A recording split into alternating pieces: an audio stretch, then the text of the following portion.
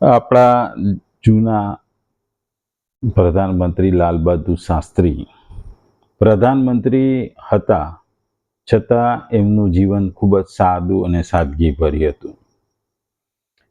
એક વખત એમના પુત્રને જ્યારે સ્કૂલમાં ભણતા હતા તો રિઝલ્ટ લેવા વાલીઓને બોલાવવામાં આવ્યા, ત્યારે લાલ બહાદુર શાસ્ત્રી પોતે એક વાલી તરીકે પોતાની પ્રધાનમંત્રીની ગાડી બહાર મૂકી અને સ્કૂલમાં શિક્ષક જોડેથી એ પોતાના બાળકનું પરિણામ લેવા ગયા હતા. એવી જ રીતે એમણે જ્યારે ગાડીની જરૂર હતી ત્યારે એમણે ગાડી લોન ઉપર લીધી હતી. એટલે વ્યક્તિ પોતે મોટામાં મોટા પદ ઉપર જાય કે ના જાય, વ્યક્તિ એ પોતાની જે મૂળ સિદ્ધાંત અને પોતાની જે લેવાની જે રહેણી કરણી હોય છે એ જ પ્રમાણે રહે છે. આપણે સામાન્ય રીતે જોઈએ છે કે પાણી હોય, પાણી નદીમાં હોય, કૂવામાં હોય, સમુદ્રમાં હોય કે તળાવમાં હોય, પછી એ પાણીનું બાષ્પીભવન થાય, વરાળમાં રૂપાંતર થાય અને પછી વાદળા બંધાય. વાદળા બંધાય પછી એ વાદળામાંથી વરસાદ પડે અને એ વરસાદ ફરીથી પાછો નદી નાળામાં આવી જાય. જો એ પાણીને ખૂબ જ ઓછા ટેમ્પરેચરે એટલે કે કોલ્ડ સ્ટોરેજમાં એને રાખવામાં આવે તો એ બરફમાં રૂપાંતરિત પામે છે. એટલે આ બંને ઘટનામાં શું છે કે વ્યક્તિનું મૂળ તત્વ છૂટતું નથી. મૂળ જે હોય એ દરેકમાં એ છે. પાણી જ રહેશે, પણ એનું જો ગરમ કરવામાં આવે તો એનું વરાળ બને છે, એને ઠંડી કરવામાં આવે તો બરફ બને છે. અને વ્યક્તિ એ પોતે પ્રધાનમંત્રી બને કે ના હોય, વ્યક્તિ પોતાના વ્યક્તિત્વમાં હંમેશા જીવતો રહે છે. એવી જ વસ્તુ આ શ્લોકમાં આપણને ભગવાન સમજાવી રહ્યા છે કે મને એટલે કે ભગવાનને ઓળખવામાં લોકોને જે ભિન્નતા લાગે છે, જે ઓળખી શકતા નથી અને જે જાણી શકતા નથી, એની વાત ભગવાન આ શ્લોકમાં કહે છે. ભગવદ્ ગીતાનો અધ્યાય 7મો, જ્ઞાન વિજ્ઞાન યોગ, પરમેશ્વરનું જ્ઞાન, અને શ્લોક 24મો. અવ્યક્તમ વ્યક્તિમાપન્નમ મન્યન્તે મામ બુદ્ધયઃ પરમ ભાવમ જાનંતો મમાવ્યયમ અનુત્તમમ. જો ગુજરાતીમાં જો આ શ્લોકને આપણે કહીએ તો, મને પૂર્ણ રીતે નહીં જાણનાર બુદ્ધિહીન મનુષ્યો માને છે કે હું પૂર્ણ પુરુષોત્તમ પરમેશ્વર કૃષ્ણ પહેલા નિરાકાર હતો, હવે મેં આ વ્યક્તિત્વને ધારણ કર્યું છે. તેમના અલ્પ જ્ઞાનને કારણે તેઓ મારી અવિનાશી તથા સર્વોપરી પ્રકૃતિને જાણતા નથી. બીજા શબ્દોમાં જો આ શ્લોકને ગુજરાતીમાં કહીએ તો, અજ્ઞાનીઓ મારા સર્વશ્રેષ્ઠ અવિનાશી પરમ ભાવને નહીં ઓળખી અવ્યક્ત અર્થાત મન ઇન્દ્રિયોથી પર એવા મુજ સચ્ચિદાનંદન પરમાત્માને માણસની પેઠે જન્મ લઈ વ્યક્તિ ભાવને પામનાર માને છે.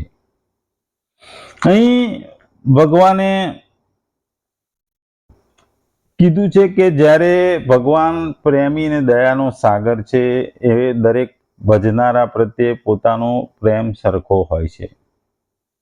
છતાંય કેટલા લોકો ભગવાનને ભજતા નથી, એ દેવતાઓને પૂજે છે અને દેવતાઓ પાસેથી સુખની આશા રાખે છે. એ સંદર્ભમાં અહીં ભગવાન આ શ્લોકમાં સ્પષ્ટીકરણ કરે છે. એ કહે છે કે જે અજ્ઞાનીઓ છે, જે બુદ્ધિહીન છે, જેની બુદ્ધિ છે નહીં, એ લોકો મારા પરમ અવયવ અને શ્રેષ્ઠ ભાવને જાણ્યા વિના મને એક વ્યક્ત માને છે. એટલે હું જે દેખાઉં છું એ જ એ લોકો માને છે, એમની આંખે એમને જે દેખે છે એ જ માને છે. મારા અસલી એટલે કે મારા મૂળભૂત તત્વને કે મૂળભૂત સ્વરૂપને તેઓ જાણી શકતા નથી. આ એ લોકો નથી જાણી શકતા કે જે અજ્ઞાનીઓ છે, જે બુદ્ધિહીન છે, જેને જ્ઞાન નથી. ભગવાને આ 7મા અધ્યાયમાં જુદા જુદા બુદ્ધિવાળાઓ માટે વાત કરી છે. એમાં પહેલા માણસનું કીધું કે જે બુદ્ધિવાળો માણસ છે તે મારે શરણે એટલે કે ભગવાનને શરણે જાય છે. તેઓ ભગવાનને સર્વોપરી માને છે. બીજા આગળ કીધું કે અલ્પમતીવાળા, કે અલ્પમતીવાળા મનુષ્ય છે કે જેઓ દેવતાને શરણે જાય છે, તેઓ દેવતાઓને પોતાનાથી એટલે કે ભગવાનથી મોટા માને છે, જેથી તેઓમાં થોડી નમ્રતા અને સરળતા રહે છે. આ શ્લોકમાં ભગવાન અજ્ઞાની મનુષ્યની વાત કરે છે. બુદ્ધિહીન મનુષ્ય જે હોય છે કે જેઓ ભગવાનને દેવતા જેવા પણ નથી માનતા, પરંતુ સાધારણ મનુષ્ય જેવા માને છે. તેઓ પોતાને સર્વોપરી કે બધાથી મોટા માને છે. એટલે ટૂંકમાં આ 3 જાતના વ્યક્તિઓ મનુષ્યો હોય છે અને આ દરેકમાં આટલું અંતર હોય છે. ભગવાન કહે છે કે જે મનુષ્ય બુદ્ધિહીન છે અને જેમની મારામાં શ્રદ્ધા ભક્તિ નથી, તેઓ અલ્પમતીને કારણે અર્થાત સમજવાની ઉણપને કારણે મને સાધારણ મનુષ્યની જેમ અવ્યક્તથી વ્યક્ત થવાવાળો અર્થાત જન્મ મરણવાળો માને છે. મારો જે અવિનાશી અવયવ ભાવ છે, અર્થાત જેનાથી વધીને બીજો કોઈ હોઈ શકતો નથી અને જે સ્થળ કાળ વસ્તુ વ્યક્તિ વગેરેમાં પરિપૂર્ણ રહીને બધાથી અતીત સદા એકરૂપ રહેવાળો નિર્મળ અને અસંબંધ છે, એવા મારા અવિનાશી ભાવને તેઓ જાણી શકતા નથી. મારું અવતાર લેવાનું જે તાત્વિક કારણ છે તે તેને જાણી શકતા નથી. એટલા માટે તેઓ મને સાધારણ મનુષ્ય માની મારી ઉપાસના નથી કરતા, પરંતુ તેઓ દેવતાઓની ઉપાસના કરે છે. અબુદ્ધય શબ્દ ભગવાને વાપર્યો છે. ભગવાનના ગુણ, પ્રભાવ, નામ, સ્વરૂપ, લીલા વગેરેમાં જેમને વિશ્વાસ નથી, જેમની બુદ્ધિ મોહથી આવૃત છે, વિષયોથી વિમોહિત છે, તર્કજાળોથી આચ્છાદિત છે, તે મનુષ્ય બુદ્ધિહીન છે. તેમના માટે જ અબુદ્ધય પદનો અહીં ઉપયોગ થયો છે. આવા લોકોની બુદ્ધિમાં એ વાત આવતી જ નથી કે સમસ્ત જગતમાં ભગવાન જ દ્વિવિધ પ્રકૃતિઓના વિસ્તાર છે અને તે બંને પ્રકૃતિઓમાં પરમાધાર હોવાથી ભગવાન સૌથી ઉત્તમ છે. તેમનાથી ઉત્તમ કોઈ છે જ નહીં. તેમનું અચિંત્ય અને અકથનીય સ્વરૂપ, સ્વભાવ, મહત્વ અને તેમના અપ્રિતમ ગુણ મન અને વાણી વડે યથાર્થ રીતે સમજી શકાતા નથી અને કહી શકાતા પણ નથી. પોતાની અનંત દયાળુતા અને શરણાગત વત્સલતાને કારણે જગતના પ્રાણીઓને પોતાની શરણાગતિનો સહારો આપવા માટે જ ભગવાન પોતાના અજન્મા, અવિનાશી અને મહેશ્વર તરીકેના સ્વભાવ તથા સામર્થ્ય સાથે વિભિન્ન સ્વરૂપોમાં પ્રગટ થાય છે. પોતાની અલૌકિક લીલાઓથી જગતના પ્રાણીઓને પરમાનંદના મહાન મહાસાગરમાં નિમગ્ન કરે છે. ભગવાનનો આ જ નિત્ય, અનુત્તમ અને પરમ ભાવ છે, જેને ન સમજવો એ જ તેમના અનુત્તમ, અવિનાશી અને પરમ ભાવને ન સમજવો કહેવાય. ભગવાન અહીં જુદા જુદા અવતારો લે છે. આપણે જોયું કે આપણામાં શાસ્ત્રોમાં 22 જેટલા જુદા જુદા વિષ્ણુ ભગવાનના અવતાર છે. અવતાર લેવા માટે જ્યારે વાતચીત થઈ ત્યારે બ્રહ્મા કે હું તો સર્જન કરું છું એટલે નહીં લઉં, હું અવતાર કેવી લખું. બીજું શંકર ભગવાન એટલે કે એ થોડા ગુસ્સાવાળા હતા અને જલ્દી કોઈકને શ્રાપ આપી દેતા હતા. એટલે છેવટે નિર્ણય લેવામાં આવ્યો કે વિષ્ણુ ભગવાન પૃથ્વી પર અવતરે. એટલે એમણે આજ સુધી જુદા જુદા અવતારો લીધા છે. આ અવતારો લેવાનું દરેક જગ્યાએ કારણ હોય છે. ગીતામાં પણ કીધું છે, યદા યદા હિ ધર્મસ્ય ગ્લાનિર્ભવતિ ભારત અભ્યુત્થાનમ અધર્મસ્ય તદાત્માનમ સુજામ્યહમ. જ્યારે જ્યારે અધર્મનો ભાવ વધી જાય છે, ધર્મનો નાશ થાય છે, ત્યારે ભગવાને જન્મ લેવો પડે છે અને ભગવાન જન્મ લે છે. ભગવાને મનુષ્ય અવતાર તરીકે જન્મ લે છે એટલે લોકો એવું માને છે કે આ મનુષ્ય છે, એમની કોઈ બીજી કોઈ સત્તા નથી, બીજી કોઈ આવડત નથી અને આ જ અબુદ્ધિ છે. આ અબુદ્ધ છે કારણ કે એમને જ્ઞાન નથી, એમને જાણતા નથી કે ભગવાન કોણ છે, એમણે અવતાર કેમ લીધો છે, અવતાર પાછળનું કારણ શું છે. પ્રભુ તો ખરેખર નિરાકાર અને સર્વવ્યાપી છે. તે દિવ્ય છે, માયાથી પરે છે, અનંત અને શાશ્વત છે. સત્પુરુષોની રક્ષા અને દુષ્ટોની શિક્ષા કરવા અને ધર્મની સ્થાપના કરવાના હેતુથી એ આ જગતમાં જન્મ લે છે. માયા તેમના નિયંત્રણમાં હતી. તેમના સ્વરૂપને ગ્રહણ કરવાની કે છોડી દેવાની શક્તિ તેમનામાં પોતાની શક્તિમાં છે. જ્યારે ભગવાન આ રીતે પોતાની જાતને એક અલગ વ્યક્તિ તરીકે અવતાર લે છે ત્યારે તેમની અમરતા ઉપર જરાય અસર થતી નથી. કૃષ્ણ અથવા રામ તરીકે અલગ સ્વરૂપે તેમની પોતાની રચના છે અને જ્યારે તેમના અવતારનો હેતુ પૂરો થાય છે ત્યારે તે સ્વરૂપ ઓગળી જાય છે અને તે શાશ્વત રહે છે. આવા અવતારથી ભક્તો ધન્યતા અનુભવે છે, પરંતુ કમનસીબે અલ્પ બુદ્ધિવાળા, જે શબ્દ અહીં અબુદ્ધય વાપર્યો છે, અજ્ઞાનીઓ ભગવાનના નામ અને સ્વરૂપને અને તેમનો વાસ્તવિક સ્વભાવ માને છે અને તેથી તેઓ તેમને અન્ય મનુષ્યોથી અલગ જોઈ શકતા નથી. કોઈ શંકા નથી કે ભક્તો જ્યારે ભગવાનના સ્વરૂપને રામ અથવા કૃષ્ણ તરીકે જુએ છે ત્યારે શ્રદ્ધા અને ભક્તિથી સંપન્ન થાય છે, પરંતુ તેઓ ભગવાનના ઉચ્ચ સ્વભાવ પરમ ભાવને જાણવું જોઈએ અને મૂંઝવણમાં આવવું ન જોઈએ. ભગવાનનો જે ઉચ્ચ સ્વભાવ છે એ વિશે 4 લક્ષણોનો ઉલ્લેખ કરવામાં આવે છે. પહેલો, તે અજાણ છે, એટલે કે અવ્યક્ત છે. બીજું, તે ગુણાતીત છે, એટલે કે પરમ છે. ત્રીજું, તે અવિનાશી છે, અવયમ છે. અને ચોથું, તે સર્વોચ્ચમ છે, અનુત્તમમ. તે ઇન્દ્રિયો અને મનથી અજાણ છે. અસાધારણ વિશ્વ ઇન્દ્રિયોનો દ્રશ્યમાન છે અને મન દ્વારા સમજી શકાય છે. જો ભગવાનને પણ તત્વની રચના છે તો તે અન્ય નશ્વર સ્વરૂપમાં જેમ વિલીન થશે, પણ તે અવિનાશી છે. તે અન્ય કોઈ કરતાં પણ સૂક્ષ્મ છે. ભૌતિક આકાશ પોતે અદ્રશ્ય જ, અને જે ભગવાનનો સ્વભાવ વધુ સૂક્ષ્મ છે તે ચિદાકાશ કેવી રીતે અનુભૂતિનો પદાર્થ હોઈ શકે? તે સમગ્ર બ્રહ્માંડ છે, પરંતુ તે સમયે તે ભૌતિક નિયમોથી બંધાયેલ નથી, કારણ કે તે દિવ્ય છે, કારણ કે તે સમય અને સ્થળની બહાર છે, અને ભૌતિક તત્વોથી અશુદ્ધ છે, કારણ કે તે અન્ય વસ્તુઓની જેમ વિસર્જનને પાત્ર નથી. તેથી તે સર્વોચ્ચ, એટલે કે શ્રેષ્ઠ, અનુત્તમા તરીકે વર્ણવવામાં આવ્યો છે. આપણે જાણવું જોઈએ કે મંદિરો અને મૂર્તિઓમાં ભગવાનના વિવિધ સ્વરૂપોની પૂજાનો અપમાન નથી. સામાન્ય ભક્તે ભગવાનના અમૃત સ્વરૂપને મનમાં સ્થિર કરવાની અને તે રીતે પૂજા કરવાથી આ પ્રક્રિયામાં પસાર થવું જોઈએ, પરંતુ તેણે ત્યાં અટકવું જોઈએ નહીં. જેમ જેમ તેની દ્રષ્ટિ વિસ્તરશે અને તેની ભક્તિ ખૂબ જ ઊંડી થશે, તેમ તેમ સ્વાભાવિક રીતે ભગવાનની દિવ્ય પૂર્ણતા તરફ વિકાસ પામશે. આ પ્રકારની ભક્તિ એ પ્રશંસનીય છે. અહીં જે નિંદા કરવામાં આવી છે તે ભગવાનને મૃત્યુનું શ્રેય આપવાનું છે અને એક માણસ કરતાં વધુ માનતા નથી. શિશુપાલ ભગવાન કૃષ્ણને ગોવાળિયાના છોકરા તરીકે જોઈ શકતા હતા, તેથી વધુ કંઈ નથી. તે ભીષ્મ હતા જે ભગવાનના દિવ્ય સ્વભાવને સમજી શક્યા હતા જ્યારે તેઓ કૃષ્ણના સુંદર સ્વરૂપમાં દેખાયા હતા.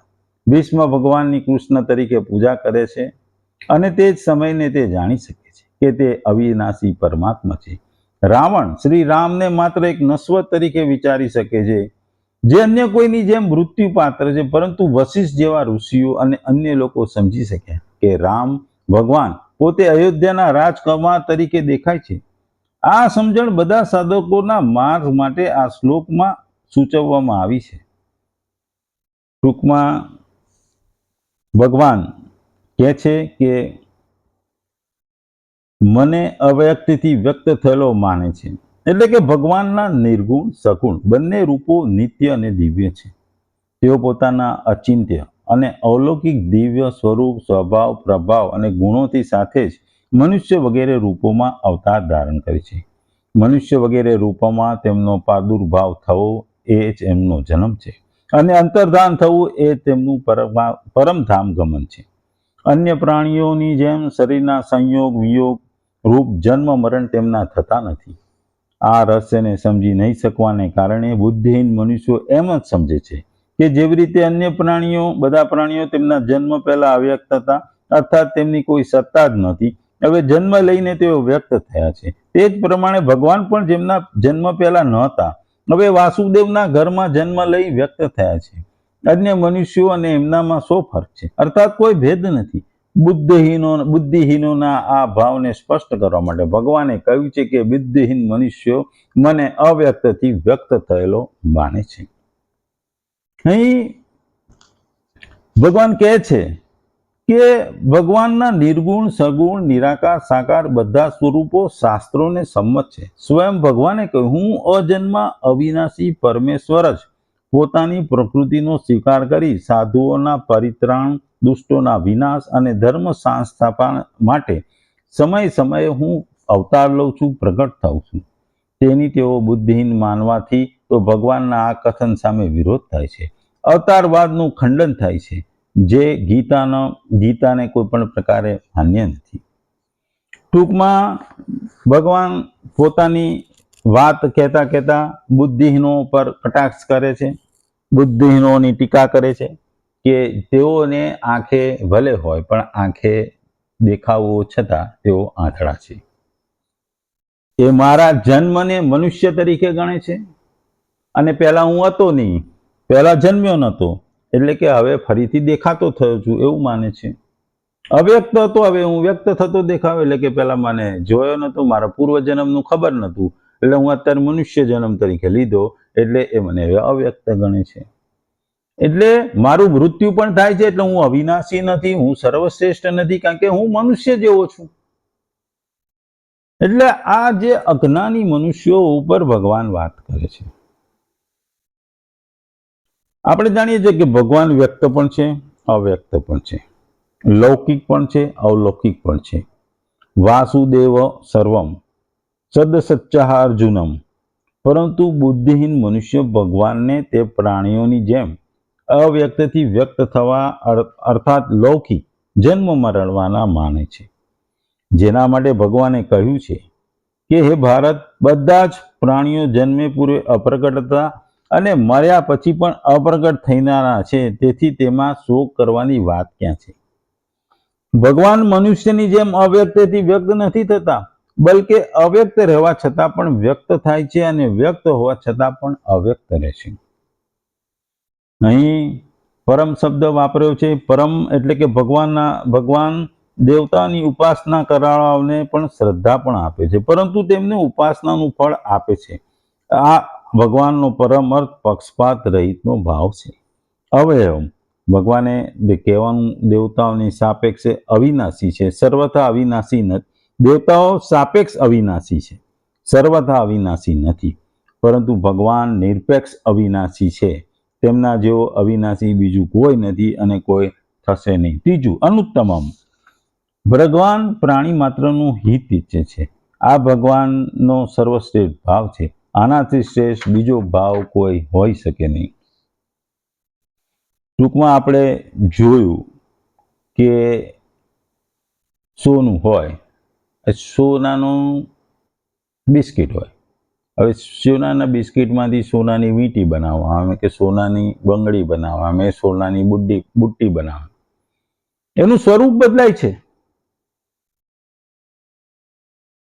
વીંટીમાંથી નંગ નીકળી જાય, વીંટીમાં માપ ના હોય એટલે વીંટી પાછી વગાડીને સોનું બનાવીને અને સોનામાંથી પાછું ફરી બીજી વસ્તુ બનાવીએ છીએ. ફેશન બદલાય, ડિઝાઇન બદલાય, એટલે દરેક વખતે જે વસ્તુ બંગડીની ડિઝાઇન બદલાવે તો બંગડી પાછી વગાડીને પાછું સોનું બનાવવામાં આવે, સોનામાંથી ફરી પાછી બંગડી બનાવે, એટલે સોનું એનું એ જ રહે છે. એટલે ભગવાન એ જ વસ્તુ સમજાવે છે. અને આ બધી વસ્તુઓ ભગવાનના વિશેની વસ્તુઓ શાસ્ત્રોમાં ઘણી જગ્યાએ કહેવામાં આવી છે. ભગવાને આ વિશે ઘણી જગ્યાએ કહેવામાં આવ્યું છે.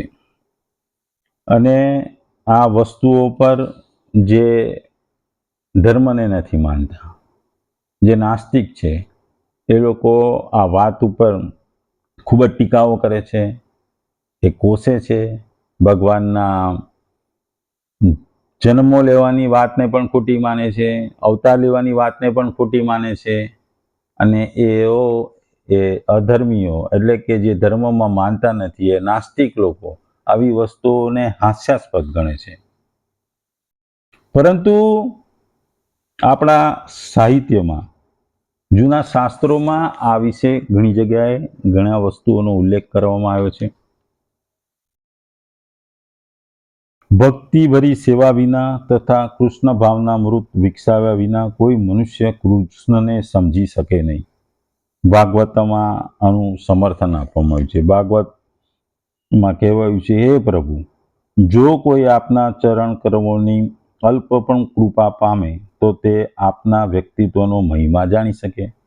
પરંતુ જે લોકો પૂર્ણ પુરુષોત્તમને જાણવા માટે માનસિક તર્ક વિતર્ક કરે છે અને અનેક વર્ષો સુધી વેદોના અધ્યયન કરવા છતાં તેમને જાણી શકતા નથી. ભગવાને ના વસ્તુની વાતમાં રામાનુજાચાર્યની પરંપરામાં મહાન ભગવત ભક્ત યમુનાચાર્ય પણ એક શ્લોક લખ્યો છે. એમના સ્ત્રોત રત્નમાં 12મો શ્લોક પણ છે. એ કહે છે કે હે પ્રભુ, વ્યાસદેવ તથા નારદ જેવા ભક્તો આપણને ભગવાન તરીકે જાણે છે. વિવિધ વૈદિક ગ્રંથોને વાંચી મનુષ્ય આપના ગુણ, રૂપ તથા લીલાને જાણી શકે છે અને એ રીતે આપણને પૂર્ણ પુરુષોત્તમ પરમેશ્વર રૂપે સમજી શકે છે. પરંતુ જે મનુષ્ય રજોગુણ તથા તમોગુણયુક્ત છે એવા અસુરો તથા અભક્તો આપને સમજી શકતા નથી. આવા અભક્તો વેદાંત, ઉપનિષદ તથા વૈદિક ગ્રંથોની ચર્ચા કરવામાં ગમે તેટલા નિપુણ હોય તોય તેઓ ભગવાનને સમજી શકતા નથી. ટૂંકમાં ભગવાન કહે છે, આ શ્લોકમાં આપણને ખાસ કરીને કહે છે, અજ્ઞાની જન ભગવાનને સામાન્ય મર્ત્ય માને છે. તેઓ માને છે કે પ્રારબ્ધ યોગે અથવા પુનઃજન્મના કર્મના બળે તેમણે સામાન્ય માનવીની માફક વ્યક્ત બનીને શરીર ધારણ કર્યું છે. પરમ અવિનાશી સ્વયં પ્રકાશ સ્વરૂપનો પરમાત્મા તરીકે તેમનો ખ્યાલ એમને હોતો નથી. જો કે તેઓ સ્વયંભૂ, નિત્ય, અનાદિ અનંત, અશરીર, અજન્મા, અમર, અવિકારી અને અવ્યક્ત હોવા છતાં તેઓ એમ માને છે કે હંમેશા આવિર્ભાવ પામ્યા છે. ટૂંકમાં ભગવાન અહીં આ શ્લોકમાં અજ્ઞાની મનુષ્યોની વાત કરે છે. જે અજ્ઞાની મનુષ્ય ભગવાનને, એના સાચા સ્વરૂપને, એના તત્વને તેઓ ઓળખી શકતા નથી.